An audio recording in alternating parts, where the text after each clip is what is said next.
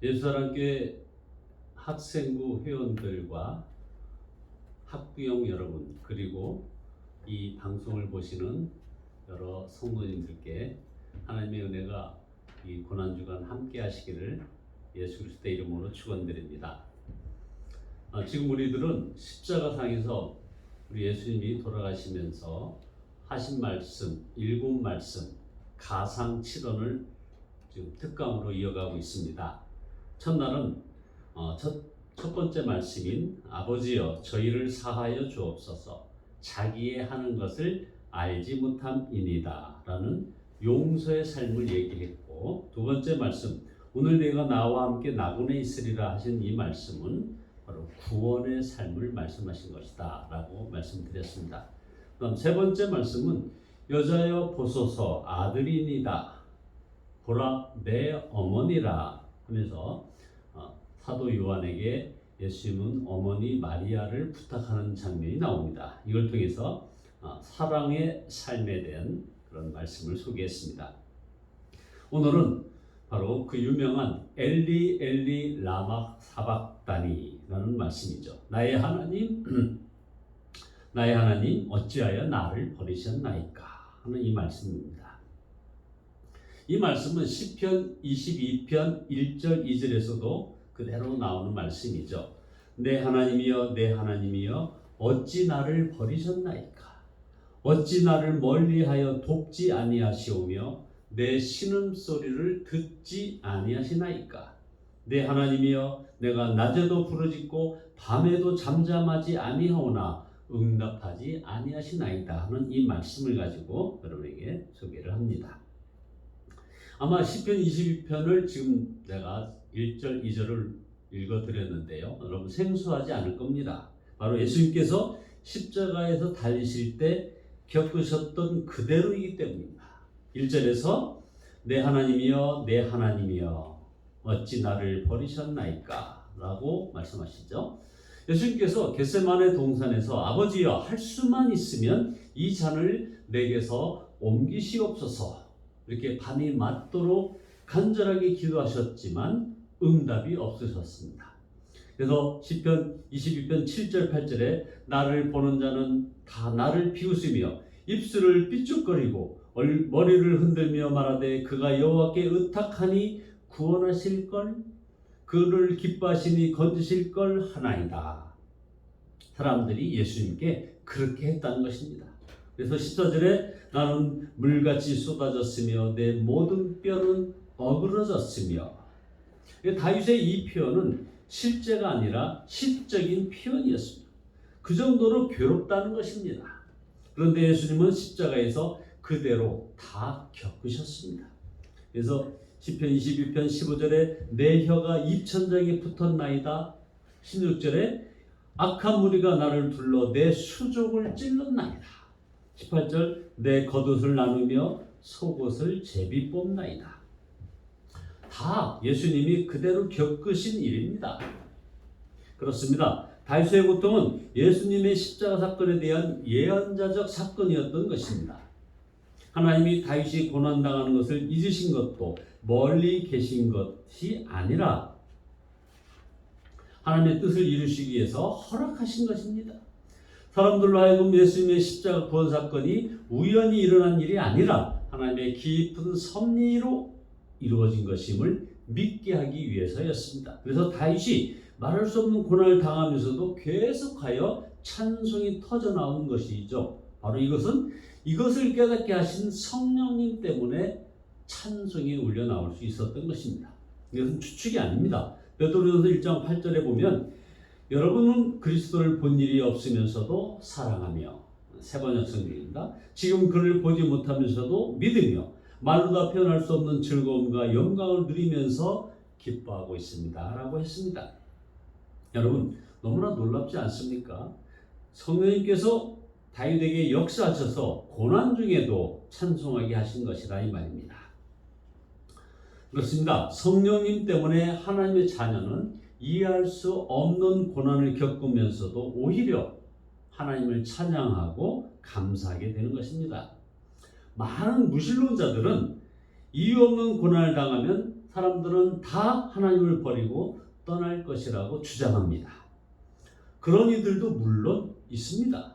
그러나 고난 중에 오히려 하나님을 믿고 믿는 정도가 아니라 감사하고 사랑하는 이들이 너무나 많습니다.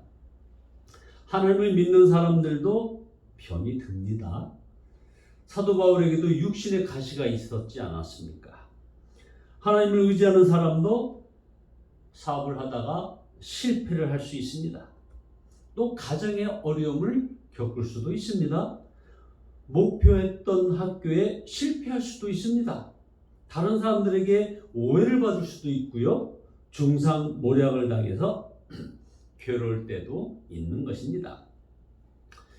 20세기에는 지난 1900년을 합친 것보다도 많은 기독교 순교자가 생겼습니다. 지금은 21세기죠. 바로 지금도 매년 2만 명 이상의 크리스찬이 처형되고 있고 수백만 명이 감옥에 갇혀 살고 있는 겁니다. 그러나 성도들은 이와 같은 때에 하나님을 의심하고 떠나는 것이 아니라 하나님께 더욱 가까이 갑니다.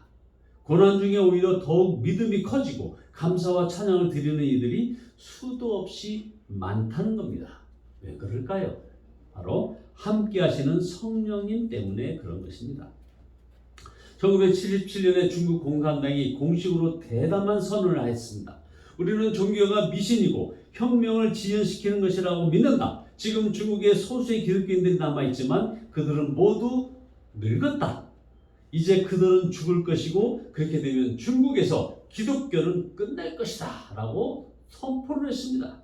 그런데 바로 2021년 현재 중국의 기독교인들은 매일 2만 5천 명씩 늘어나고 있다는 보고가 있습니다. 성령님은 우리가 고난 중에 힘들어할 때 더욱 하나님께 나아가게 하십니다. 다윗도 안타까워하면서도 주를 전적으로 의지하면서 부르짖었습니다. 11절에 시편 22편 11절이죠. 나를 멀리하지 마옵소서 환난이 가까우나 도울 자가 없나이다 하면서 19절 여호와여 멀리하지 마옵소서 나의 힘이시여 속히 나를 도우소서. 존 스토어트 목사님이 아시아 여러 나라를 여행하다가 절에 가서 불상을 본 소감을 이야기하는 것을 봤습니다. 불상 앞에 서니까 그냥 왠지 모를 경외심이 들더랍니다. 아주 엄숙한 그런 마음 같은 거죠. 이 가부좌를 틀고 앉아서 팔짱을 끼고 눈을 감고 입가에 엷은 미소를 머금고 세상의 번뇌에 대하여 초연한 모습을 짓는 그 부처상을 보면서 불현듯 이 존 스타트 목사님은 불현듯 예수님을 생각하였답니다. 참 신기하죠. 외롭고 뒤틀리고 처절한 고문을 당하신 분, 손과 발이 못이 박히고 옷은 찢어지고 사지는 비틀어지고 이마에는 가시가 찔려 피가 흐르고 입술은 말라 갈증을 견딜 수 없었고 하나님으로부터 버림당하신 분, 이것이 바로 우리를 구원하신 예수님이시라는 겁니다. 성령님은 우리에게 영원한 천국과 지옥을 바라보게 하십니다. 천국과 지옥을 알면 무엇이 복인지 무엇이 저주인지 달리 보이게 되는 겁니다. 어떤 사람은 세상에서 부귀영화 다 누리다가 이 세상 떠날 때가 돼서야 그때서야 지옥문이 내려다 보이니까 안 죽으려고 악을 바둥거리고 있는 거죠. 악을 쓰면서 바둥거리고. 그러나 세상에서 사는 동안 믿음의 선한 싸움을 싸우다가 고생했어도 천국문이 환히 열리고 면류관이 기다리고 있다는 것을 보는 사람은 얼마나 행복합니까? 사랑하는 여러분, 우리가 감당하기 어려운 여러 가지 시험이나 고통이나 질병을 겪고 있는 분 현재 있습니까? 하나님이 나를 잊으시고 하나님이 나를 버리신 것처럼 생각되시는 그런 분이 지금 계십니까? 여러분의 고통 속에서 부르짖는 그 신음소리를 듣지 않는 것처럼 여겨지나요? 주변 사람들의 비웃음을 감당하기가 어렵습니까? 그럴수록 성령 하나님을 의지하기 바랍니다. 성령 하나님께 들으시기 바랍니다. 로마서 8장 35절이죠. 누가 우리를 그리스도의 사랑에서 끊으리요? 환난이나 권고나 박해나 기근이나 적신이나 위험이나 칼이랴. 내가 확신하노니 사망이나 생명이나 천사들이나 권세자들이나 현재일이나 장래일이나 능력이나 높음이나 깊음이나 다른 어떤 피조물이라도 우리를 우리 주 예수 그리스도 안에 있는 하나님의 사랑에서 끊을 수 없으리라. 이것이 성령님으로 충만한 모든 성도들의 믿음이요 고백인 것입니다. 하나님이 어디 계시느냐? 조롱하는 사람들 앞에서 하나님이 우리 마음에 오셔서 살아계심을 증거하는 성도들 다 되기를 예수 그리스도의 이름으로 축원드립니다. 함께 기도하시겠습니다.